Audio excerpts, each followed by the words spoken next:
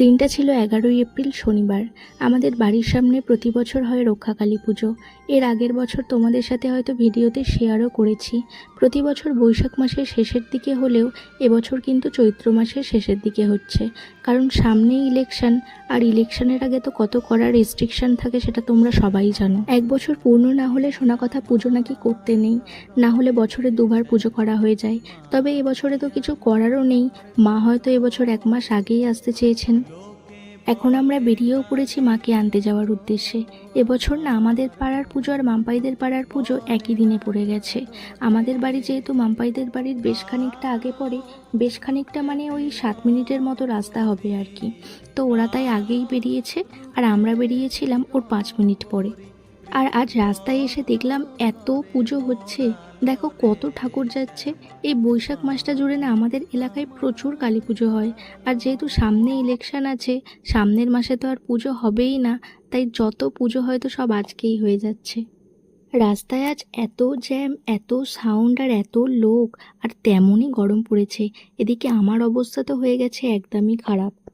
প্রতি বছরই তো আমার এক মা আর এক মাকে দেয় মালা, এখন যাচ্ছে সেগুলিই দিতে। আর এবছর দুটো মালাই হয়েছে একদম মনের মতো, জানো, যেমনই বড় তেমনই সুন্দর। ফুলের মালায় মা যেন আমার পুরো ঢেকে গেছে, দেখো কত সুন্দর দেখতে লাগছে। আর এই ডাকের সাজটা না আমার এত পছন্দ ছোট থেকে, কি বলবো। অন্যান্য অলংকারে সাজানোর থেকে ডাকের সাজটাতেই যেন প্রত্যেকটা মাকে বেশি মানায়, তাই না?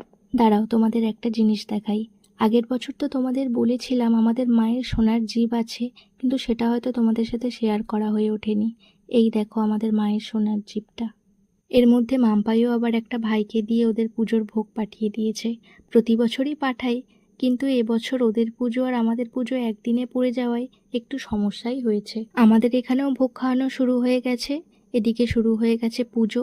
বাপি আর আমার পাশের বাড়ির এক কাকু তো প্রতি বছর সংকল্প করে, ওরা বসেও গেছে পুজোয়। আর এদিকে একটা জিনিস দেখবে, দেখো না বেটা ফাঁকতাল পেয়ে মিনিট 10-এর জন্যই চলে এসেছে। যতই পুজো হোক না কেন, ওর আসল আকর্ষণ তো এখানেই। সরি, আর কি করলাম। সারা রাত কেটে ভোর হতে চললো, এবার মাকে বিদায় জানানোর পালা। আসছে বছর আবার এসো মা, সকলের মঙ্গল করো আর সকলকে সুস্থ রেখো।